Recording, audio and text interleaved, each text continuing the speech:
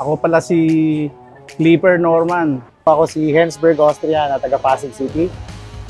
Yung game ko kasi is hindi first time kong motor. Way back 2004, nagkaroon na ako ng Kymco LX150. Hanggang ngayon, ginagamit ko pa rin siya. Hindi pa siya nabubuksan ng makina. Sumasabay pa rin. Kaya tested ko na talaga ang Kymco. Kaya nagustuhan ko. Bakit Kymco? Kasi na-inspired ako dun sa mga magulang ko, no? Nung bata kasi ako, around 7 to 8 years old, sumasama na ako sa kanila mag-ride. So yung mommy and daddy ko, may-ari sila ng LX150 na Kymco. No, kaya nung narinig ko na lalabas na yung Dink R150, hindi ako nagdalawang isip na kumuha ng Kymco dahil alam ko matibay yung Kymco. Kaya hanggang ngayon, ang Kymco LX150 ko pa rin is running condition dahil alaga ko siya sa change oil at bukod doon, talaga ang Kymco is maaasahan. Genuine yung mga spare parts niya, saka talagang meron siyang planta.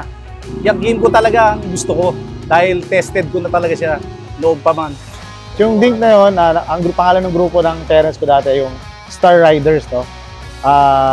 Naikot namin siguro, I think, all buong Luzon. Doon di kami nakapag-Visayas Mindanao.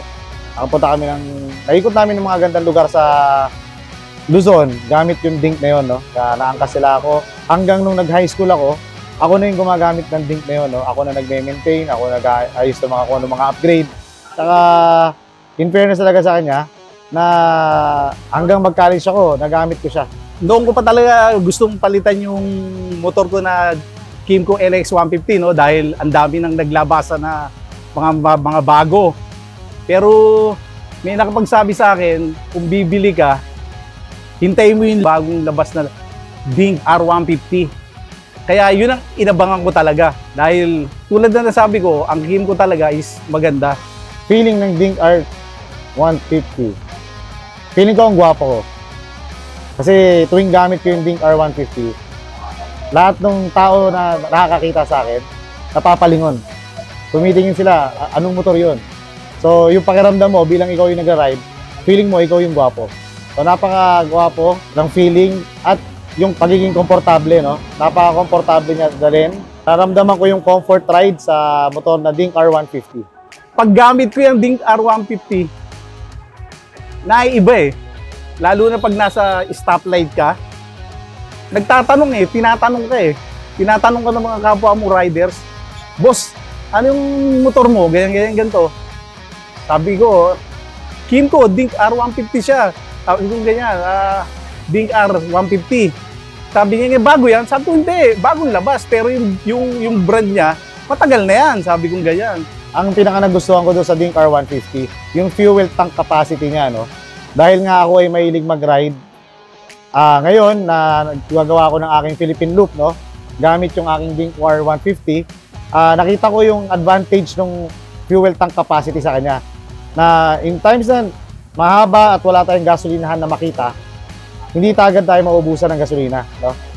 Next, yung suspension niya. Number 1 na natutuwa ko sa kanya. Yung suspension, alam naman natin na hindi ganun pakaganda ang mga kalsada dito sa Pilipinas. Ngunit, dahil maganda ang suspension ni Dink, hindi ako nakakaramdam ng ganun kapagod kahit na nag-ride ako ng 12 hours, 10 hours sa isang araw. So kahit matapos yung ride ko ng ganun kahaba, hindi ko nararamdaman yung sakit masyado ng katawan. Ang mas convenient sa akin to dahil ito is keyless. Hindi katulad ng luma ako, di susi siya, di padjak. Ito, talagang convenient akong gamitin. Ang sarap siya sa arangkadahan, sa anuhan. Ayos na ayos talaga, hindi ka bibitinin. Ang sarap gamitin talaga niya. Tsaka, poging-pogi ang dating. Kaya pag dala ko yan, pogi na rin ako. Natapos ko na yung first leg ng aking Philippine Loop, which is yung North Luzon Loop.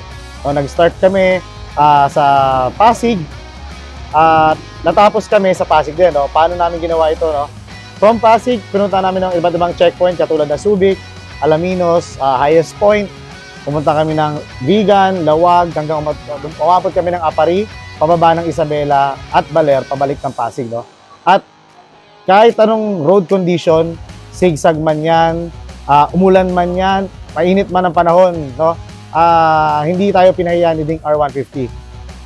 Kahit traffic, kaya niya kasi sa mga lumabas na mga nagamit kong maxi scooter or mga scooter na meron yun, sa Ding R150 ko lang nakita na may fan na kasama, yung radiator. Pinaka nagustuhan ko talaga kay Kymco, Ding R150, yung positioning ng radiator, no?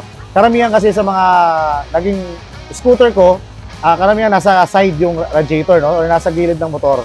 Yung Kymco Ding R150, nakaharap siya. So, para siyang big bike, no?